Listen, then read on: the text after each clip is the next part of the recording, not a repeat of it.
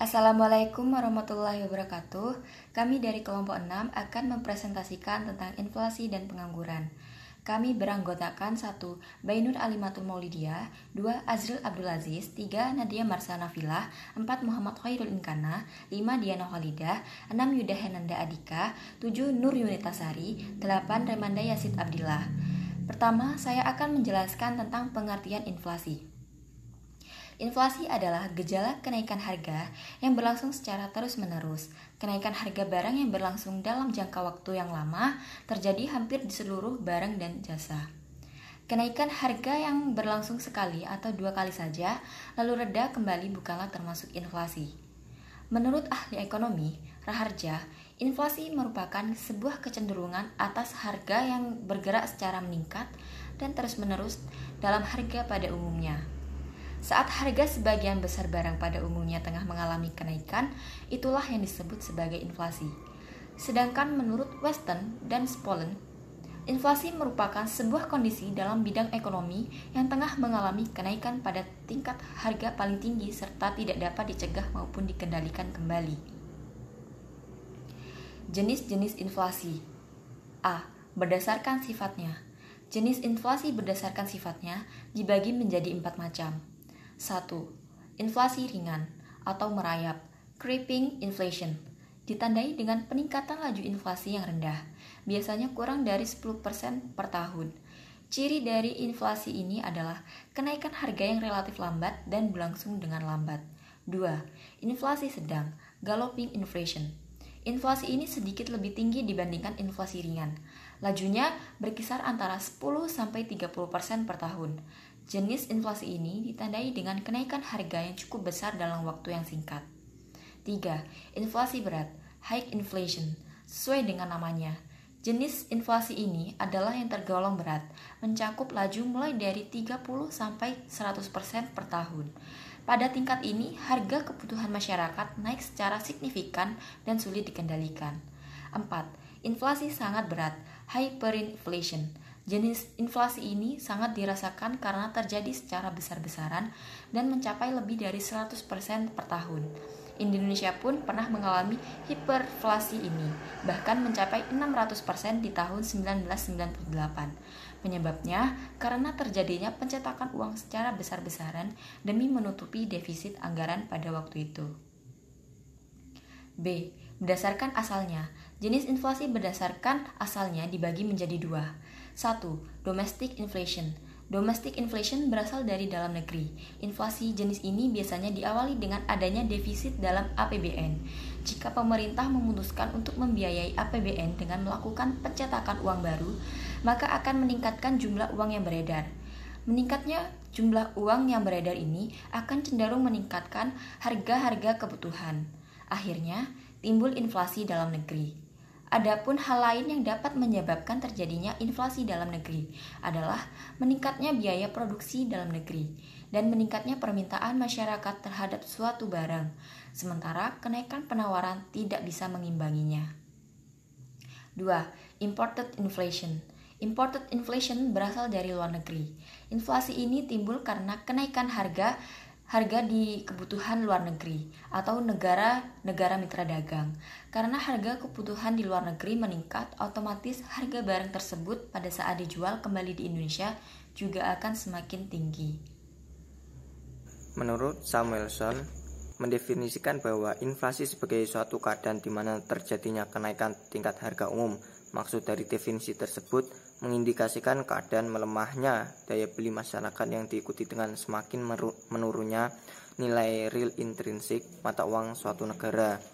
Menurut Ackley, inflasi adalah suatu kenaikan harga yang terus-menerus dari barang-barang dan jasa secara umum. Menurut Markus, inflasi merupakan suatu nilai di mana tingkat harga barang dan jasa secara umum mengalami kenaikan. Maksudnya adalah inflasi merupakan salah satu peristiwa moneter yang menunjukkan suatu kecenderungan akan naiknya harga barang secara umum yang berarti terjadinya penurunan terhadap nilai mata uang. Veneris dan Sebold mendefinisikan inflasi sebagai kecenderungan yang terus-menerus dari tingkat harga umum untuk meningkat setiap waktu.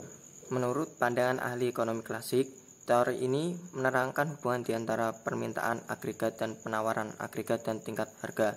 Pada dasarnya, teori ini mengatakan bahwa perubahan-perubahan dalam penawaran uang akan menyebabkan kenaikan harga yang sama dengan tingkat kenaikan penawaran uang. Menurut Keynes, inflasi terjadi karena masyarakat ingin hidup di luar batas kemampuan ekonominya. Dengan demikian, permintaan masyarakat akan barang melebihi jumlah yang tersedia. Menurut teori strukturalis, teori ini memberikan tekanan pada adanya perubahan dari struktur perekonomian negara-negara sedang berkembang. Faktor-faktor struktural itu hanya dapat berubah secara gradual dan dalam jangka panjang. Penyebab inflasi. Secara umum, penyebab inflasi di Indonesia terjadi karena adanya tekanan dari sisi permintaan, demand pull inflation, maupun dari sisi penawaran, cost push inflation.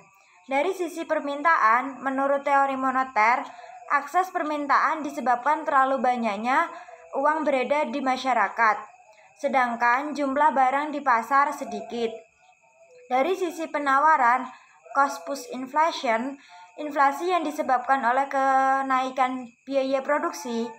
Adanya kenaikan biaya produksi, asumsi dengan modal yang sama, maka jumlah produk yang dihasilkan lebih sedikit dari yang sebelumnya.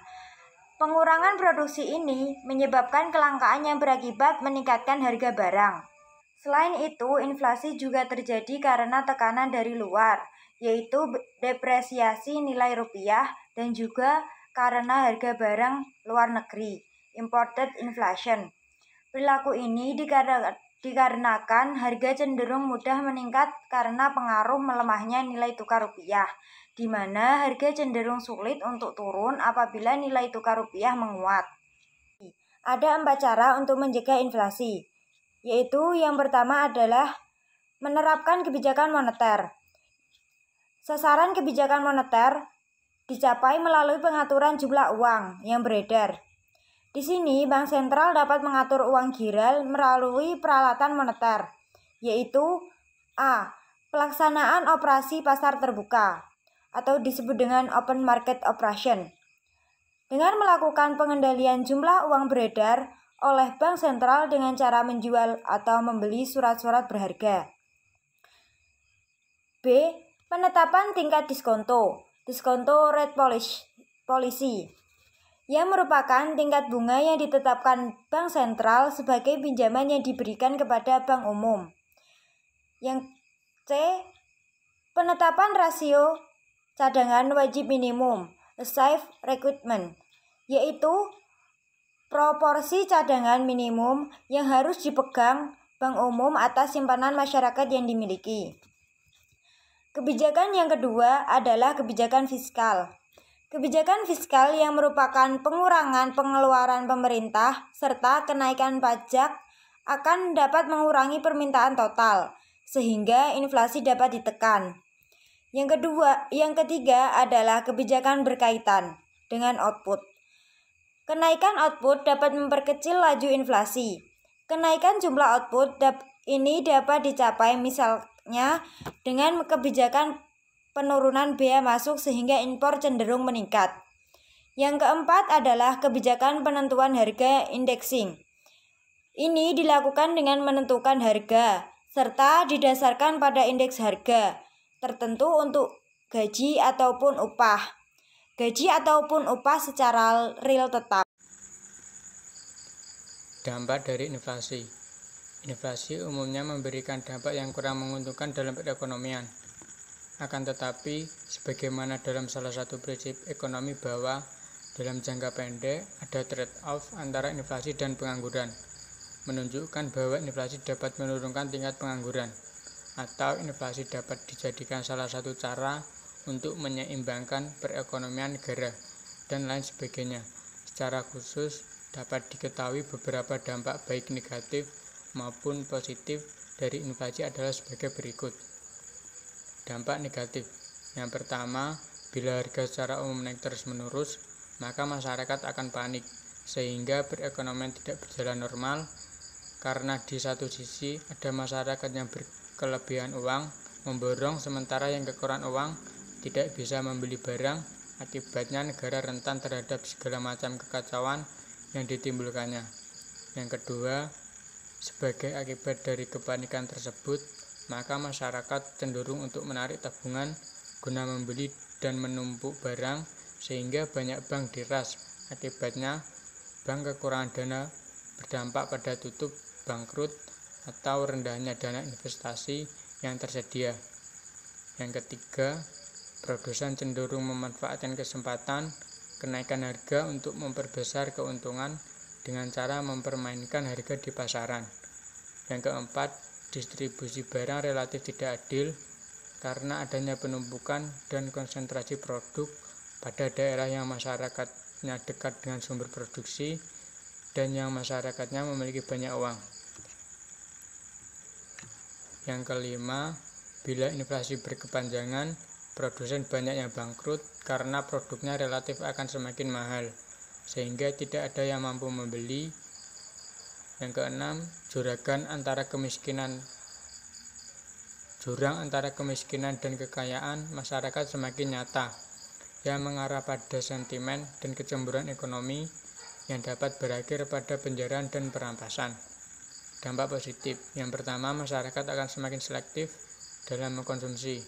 Produksi akan diusahakan seefisien mungkin dan konsumtivisme dapat ditekan. Yang kedua, inflasi yang berkepanjangan dapat menumbuhkan industri kecil dalam negeri menjadi semakin dipercaya dan tangguh. Yang ketiga, tingkat pengangguran cenderung akan menurun karena masyarakat akan tergerak untuk melakukan kegiatan produksi dengan cara mendirikan atau membuka usaha. Pengangguran. Pengertian pengangguran. Di setiap negara dapat memberikan definisi yang berbeda mengenai definisi pengangguran. Menurut Nanga, mendefinisikan pengangguran adalah suatu keadaan di mana seseorang yang tergolong dalam kategori angkatan kerja, labor force, tidak memiliki pekerjaan dan secara aktif sedang tidak mencari pekerjaan. Dalam sensus penduduk 2001, mendefinisikan pengangguran sebagai orang yang tidak bekerja sama sekali atau bekerja kurang dari 2 hari selama seminggu sebelum pencacahan dan berusaha memperoleh pekerjaan. Menurut Sukirno, pengangguran adalah jumlah tenaga kerja dalam perekonomian yang secara aktif mencari pekerjaan tetapi belum memperolehnya. International Labour Organization, ILO, memberikan definisi pengangguran, yaitu 1. Pengangguran terbuka adalah seseorang yang termasuk kelompok penduduk usia kerja yang selama periode tertentu tidak bekerja dan bersedia menerima pekerjaan, serta sedang mencari pekerjaan. 2. Setengah pengangguran terpaksa adalah seseorang bekerja sebagai buruh karyawan dan bekerja mandiri atau berusaha mandiri yang selama periode tertentu secara terpaksa bekerja kurang dari jam normal, yang masih mencari pekerjaan lain atau masih bersedia mencari pekerjaan lain atau tambahan. Sedangkan pengangguran menurut survei Angkatan Kerja Nasional atau Sakernas menyatakan 2 hal. Yang pertama yaitu setengah pengangguran terpaksa, ialah orang yang bekerja kurang dari 35 jam per minggu dan orang tersebut masih mencari pekerjaan dan masih bersedia menerima pekerjaan lainnya. Yang kedua yaitu setengah pengangguran sukarela, ialah orang yang bekerja kurang dari 35 jam per minggu, namun orang tersebut tidak sedang mencari pekerjaan dan tidak bersedia menerima pekerjaan lainnya. Kemudian ada jenis-jenis pengangguran. Yang pertama yaitu pengangguran struktural. Bentuk pengangguran ini sebagian besar didefinisikan sebagai pengangguran yang dihasilkan dari nilai yang dipersepsikan dan keterampilan yang dibawa seseorang ke pekerjaan melawan keterampilan yang dibutuhkan oleh pemberi kerja untuk melakukan pekerjaan dengan baik ataupun dengan benar. Yang kedua yaitu pengangguran siklis. Pengangguran siklis ini mirip dengan pengangguran struktural. Dalam hal siklus bisnis juga sangat dinamis dan berubah setiap saat. Ketika ekonomi sedang naik, perusahaan mempekerjakan lebih banyak pekerja dan di sinilah tingkat pengangguran pun menurun. Namun sebaliknya, ketika ekonomi sedang bergerak ke bawah, pengangguran pun meningkat ketika perusahaan membiarkan pekerja pergi dan berhenti mempekerjakan mereka dengan cepat sebelum pensiun, seperti yang mereka lakukan dalam periode ekonomi yang kuat. Lalu ada pengangguran friksional. Pengangguran friksional ialah fenomena sementara. Ini dapat terjadi dengan berbagai cara. Misalnya hal ini terjadi ketika beberapa pekerja sementara keluar dari pekerjaan saat ingin berganti pekerjaan. Itu disebut dengan pengangguran friksional. Lalu ada pengangguran musiman. Industri tertentu mungkin hanya terbuka untuk bisnis pada periode tertentu selama tahun kalender. Misalnya, bayangkan penjual pohon Natal beroperasi di luar tempat parkir mal, toko es krim di tepi pantai yang tutup setelah hari buruh, atau dalam skala yang lebih luas lagi, sebuah pertanian di Lowa yang memproduksi jagung secara musiman. Lalu ada pengangguran regional. Pengangguran regional ialah masalah besar juga. Pertanian, perikanan, pariwisata, dan industri lainnya bergantung pada batasan geografi, cuaca, dan permintaan konsumen. Lalu ada pengangguran sukarela. Beberapa pekerja karena berbagai alasan memilih untuk tidak berpartisipasi dalam angkatan kerja, atau seseorang yang sejahtera dapat memutuskan bahwa mereka lebih suka mengumpulkan tunjangan pemerintah seperti kesejahteraan yang memasuki dunia kerja. Adil atau tidak adil itu terjadi, dan itu tercermin dalam kategori pengangguran sukarela. Lalu ada pengangguran santai. Dalam industri seperti konstruksi bangunan, catering, atau pertanian, di mana pekerja dipekerjakan sehari-hari, ada kemungkinan pengangguran kasual terjadi karena kontrak jangka pendek yang dapat dihentikan kapan saja. Jadi, ketika kontrak pekerja berakhir setelah penyelesaian pekerjaan, ia harus mencari pekerjaan di tempat lain yang kemungkinan besar akan ia dapatkan tergantung pada keadaan, atau ia mungkin mendapatkan kontrak baru dengan perusahaan yang sama ketika beberapa pekerjaan baru dimulai. Lalu ada pengangguran teknologi. Semacam pengangguran struktural dapat terjadi dalam suatu perekonomian sebagai akibat dari peningkatan teknologi. Pengangguran seperti itu dapat digambarkan sebagai pengangguran teknologi karena pengenalan mesin baru, peningkatan dalam metode produksi, alat hemat tenaga kerja, dan sebagainya. Beberapa pekerja pun cenderung diganti oleh mesin. Lalu ada pengangguran kronis. Ketika pengangguran cenderung menjadi fitur jangka panjang suatu negara, itu disebut pengangguran kronis. Negara-negara terbelakang menderita pengangguran kronis karena lingkaran setan kemiskinan. Lalu yang terakhir, ada pengangguran terselubung. Pengangguran terselubung ialah pengangguran yang pada orang yang mempunyai pekerjaan tapi produktivitasnya rendah, entah karena ketidaksesuaian latar belakang pendidikan dengan pekerjaan ataupun lainnya. Pengangguran jenis ini menyebabkan produktivitas kerja yang rendah. Beberapa alasan yang adanya pengangguran terselubung ialah kurang terampil dalam pekerjaan karena pendidikannya yang rendah. Penyebab pengangguran. Masalah pengangguran telah menjadi masalah sosial yang begitu menakutkan, khususnya di negara-negara berkembang seperti Indonesia. Menurut Al-Ghafari, pengangguran dapat terjadi akibat dari tingginya tingkat perubahan angkatan kerja yang tidak diimbangi dengan adanya lapangan pekerjaan yang cukup luas serta penyerapan tenaga kerja yang cenderung lebih kecil presentasinya. Hal ini disebabkan rendahnya tingkat pertumbuhan penciptaan lapangan kerja untuk menampung tenaga kerja yang siap bekerja. Dampak pengangguran. Indonesia sedang mengalami perubahan perekonomian, di mana Indonesia sedang melakukan perubahan perekonomian dari sektor pertanian ke sektor industri. Adapun dampak pengangguran terhadap pertumbuhan perekonomian suatu negara, yaitu jika tingkat pengangguran di suatu negara relatif tinggi, hal tersebut akan menghambat pencapaian tujuan pembangunan ekonomi yang telah dicita-citakan. Hal ini terjadi karena banyaknya pengangguran. Terus dampak negatif pengangguran terhadap individu, diantaranya ada pengangguran dapat menghilangkan mata pencarian, terus pengangguran dapat menghilangkan keterampilan, dan pengangguran dapat menimbulkan ketidakstabilan sosial politik. Dengan inflasi dan pengangguran, setiap negara mengharapkan untuk mencapai tahap kegiatan ekonomi pada tingkat penggunaan tenaga kerja penuh tanpa inflasi. Dalam prakteknya ini sangat sulit untuk dilakukan, hingga ahli-ahli ekonomi telah menyadari bahwa apabila tingkat pengangguran rendah, maka masalah inflasi akan dihadapi. Sebaliknya, apabila terdapat masalah pengangguran yang serius, tingkat harga akan relatif lebih stabil, berarti tidak mudah untuk menciptakan penggunaan tenaga kerja penuh dan kestabilan harga secara serentak. Ini adalah seperti hubungan terbalik. Jadi ketika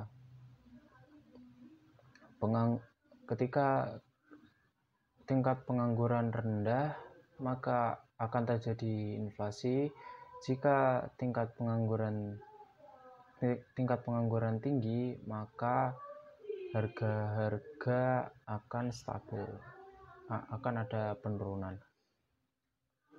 Menyikapi hal itu, pada tahun 1861, di antara tahun 1861 dan 1957, Profesor Phillips melakukan penelitian tentang pembandingan tingkat inflasi dan juga tingkat pengangguran untuk menentukan ciri-ciri hubungan di antara tingkat kenaikan upah dengan tingkat pengangguran. Profesor Phillips mengumpulkan data mengenai kedua hal tersebut di Inggris di antara tahun 1861 dan 1957. Dari penelitian tersebut, Profesor Phillips membuat sampai sekarang yang dikenal dengan kurva Phillips. Contoh kurva Phillips ada di gambar 1.0. Itu adalah contoh kurva Phillips. Kurva Phillips dalam menjelaskan tentang tingkat upah, tentang tingkat inflasi upah dan pengangguran. Kurvanya sama seperti kurva pada umumnya, ya, ada garis-garis seperti itu dan ada titik-titik. Setiap titik dalam grafik tersebut menggambarkan tingkat kenaikan upah dan tingkat pengangguran yang berlaku di suatu tahun tertentu.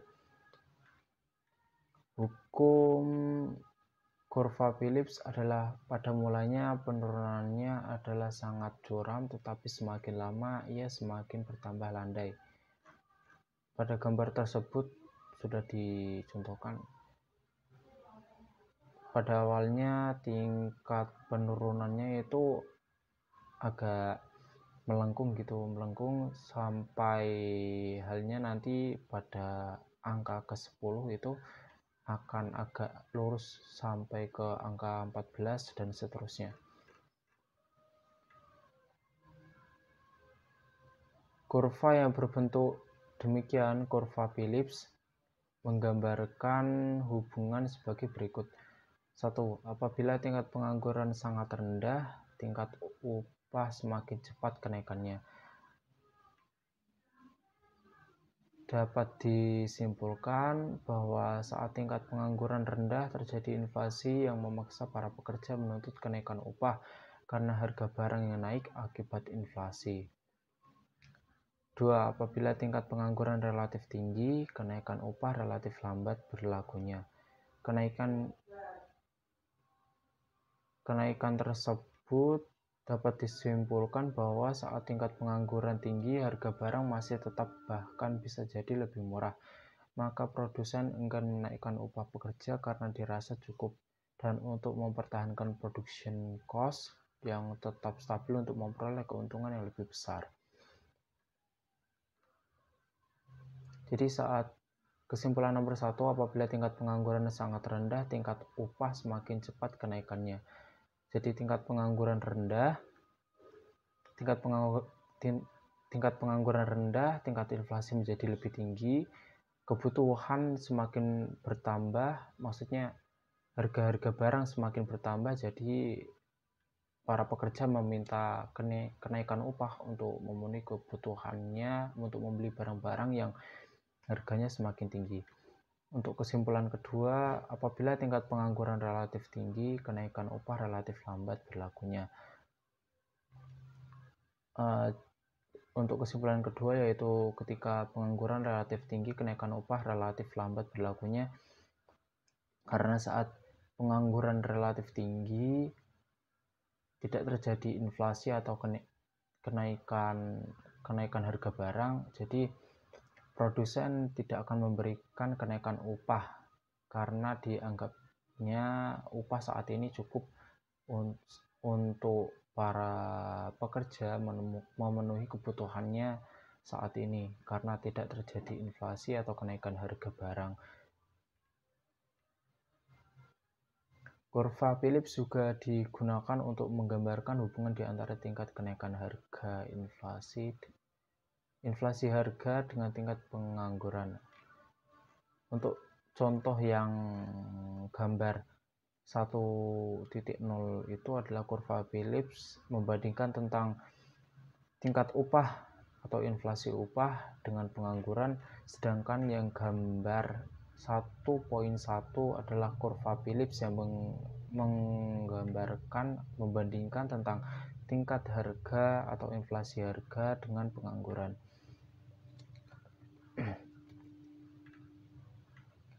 Bentuk kurva Phillips yang terdapat dalam gambar 1.1 tidak berbeda dengan yang terdapat dalam gambar 1.0. Ini berarti sifat di antara inflasi harga dan tingkat pengangguran tidak berbeda dengan sifat hubungan di antara inflasi upah dan tingkat pengangguran seperti yang diterangkan di atas. Jadi untuk kurva 1.1 ini sifatnya tidak jauh berbeda dengan sifat kurva 1.0, jadi sama saja seperti ketika kurva 1.0 tadi kita membahas tentang tingkat upah yang ketika penganggurannya rendah maka tingkat upah akan semakin tinggi. Sama saja seperti di kurva 1.1 ini, ketika pengangguran rendah maka tingkat kenaikan harga atau inflasi harga akan semakin tinggi. Begitu juga sebaliknya.